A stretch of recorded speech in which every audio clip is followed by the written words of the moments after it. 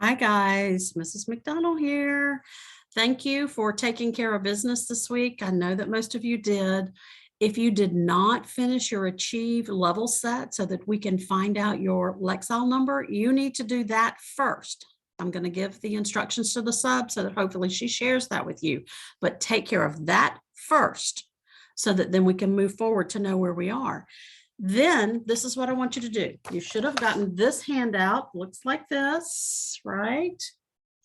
And I apologize. I don't have the right cord. I can't use my Elmo right now. Next week, I'll have the Elmo. This will be a little easier. But you're going to start with this. Okay. We're going to work on some English rules to make sure that you know how to answer the questions correctly. If you did not do that pre-test last week, that PSAT test or the ACT test, the English or the writing language, you need to make sure you do that, check them, and send it to me. All right, we're going to talk about today your grammatical voice. You have a voice, just like you would speak to me, I would speak to you, you would speak to your friends. You have a voice. Your voice always needs to sound smart. Remember, you hear me say, or if you haven't gotten it in there yet, you're going to hear it many times. We want to show that we have command of the English language. What that looks like is going to be many of these skills you're going to learn. If you're thinking, what is she even talking about? You need to sound smart. That's what I mean by that. If you say something and you don't sound smart, right? If you type an email to somebody, or if you answer a call, you're looking for a job, you pick up the phone and say, hey, yeah, I'll be glad to come into work tomorrow, but you don't say it well. Let's just say you use bad grammar. You say, no, I ain't got time to come tomorrow. Or even if you just say, we all know we don't need to use ain't, right? But even if you use two negatives, right, in there, then the person who you're going to be interviewing with is already going to think, I might not want to hire this person. So what I want you to do is pay really good attention to what I'm going to tell you first. And please do these with fidelity. And what I mean by that is try hard, listen to what I'm telling you, try the ones I tell you, and then go check them. Literally, I want you to read the reasons why. If you miss one, you need to understand why you missed it so that you don't miss it for the next one. Some of you did extremely well on the practice last week. Some of you did not well at all. So I'm trying to help everybody at this point. Since I'm not there, this is the best way I can do it. Normally, I would break you into groups and help you work on different skills in the same groups. Everybody seemed to have a problem with grammatical voice. That's why I picked this. So follow along as I'm reading on this, right? I'm down here, right here. All right. It says, in the following sentences, choose the best revision for the underlying portion. Well, what does that mean? That means fix it if something's wrong. If the sentence is best as written, you choose no change. And that's pretty much across the board. SAT, ACT, and many times on the FSA. Your first answer is going to be no change, as in, no, I like it the way it is. Then I want you to do, we're going to work the first one together. And then I'm going to have you do numbers 2, 3, and 4 on your own. And then I'm going to give you the answer key that has the explanations there. If you miss any, you're going to read why so that you learn them. And then you're going to do numbers 7, 8, 9, and 10. A little mark here. All right. Those are the ones you're going to give me your score. Of those 4, how many did you get right? And remember, on the English or the reading, writing language on SAT, you need to get more than 50%. So more than 50% means you got to get at least 3 right. That's what we're shooting for, right? You need more than just 2. You need the third one to have enough right. So if I'm reading this with you, the number 1 says, the sun was setting quickly behind the left field bleachers. Okay, the sun was setting quickly behind the left. That's straightforward. I get it. We want to think about sentences like this.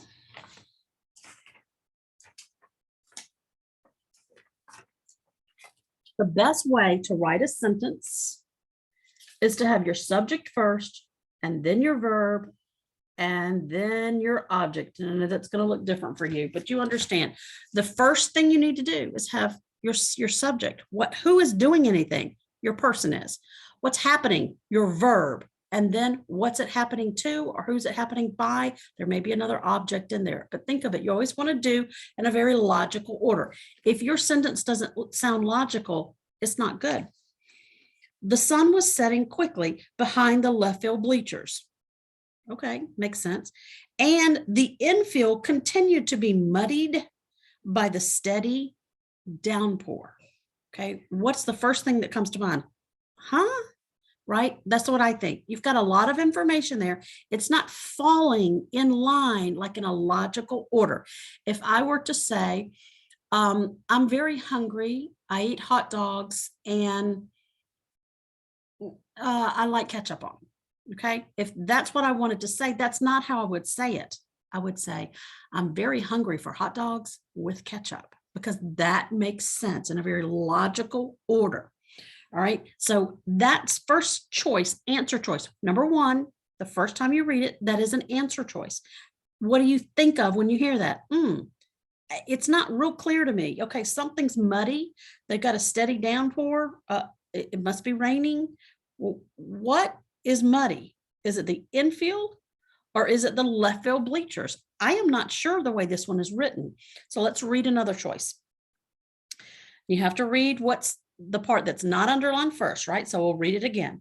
The sun was setting quickly behind the left field bleachers, and the infield, by the steady downpour, continued to be muddied. By the steady downpour. Are we sure? Okay, what is the steady downpour got to do with anything? Is it on the infield, or is it causing muddy to be muddied? I'm still a little unclear. Okay, I don't know that I love it. I don't know that I hate it, but I'm a little confused. Moving on to C. The sun was setting quickly behind the left field bleachers, and the steady downpour muddying the field continued. Okay, what's wrong with that right off the bat?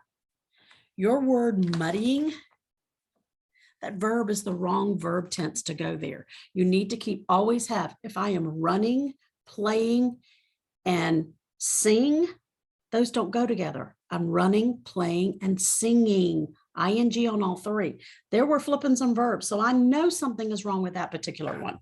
Let's move on to D. The sun was setting quickly behind the left field bleachers, and the steady downpour continued to muddy the field. What's getting muddy? The field. What's happening? There's a steady downpour on the field.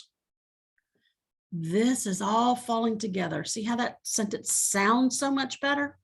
I didn't realize, and it didn't intentionally pick this one because it had the D as the last one, because it could have been one of the other ones. But all I think about is when I was here reading these other choices, I was confused about what was muddied or if it was the right verb tense. If you can find something else in the sentence that's wrong, it's wrong. So what I want you to do now is, we know it's D for number one. I want you to flip your page over. Make sure, come on guys, step up.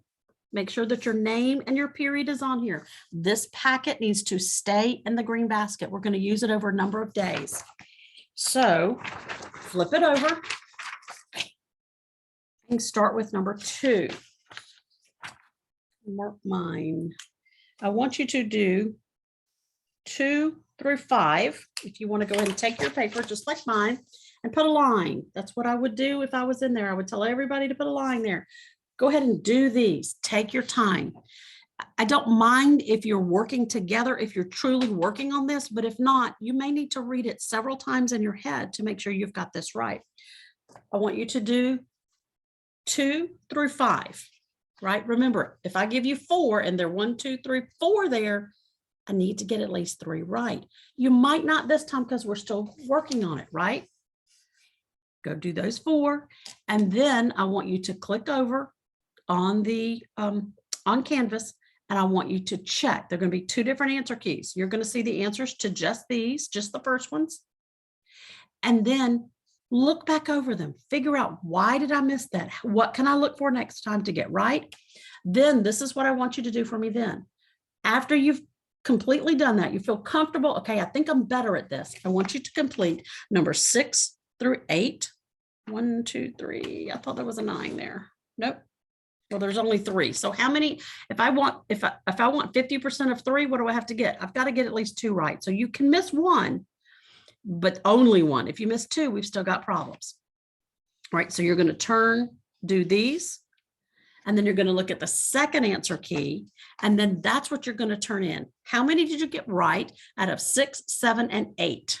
I hope you tell me 3 or at least 2. Keep in mind, yes, you can flip over and just put the correct answers or say that you got something right. Are you cheating me? Absolutely not. You're just cheating yourself.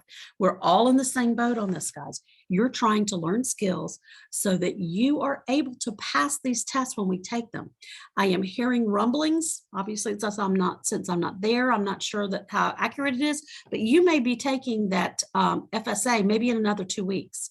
So I'd like to get some grammar work done. Remember the little drop-down menus on the FSA? It's going to be just like this. So I hope this helps you prepare. We're going to do a few more like that.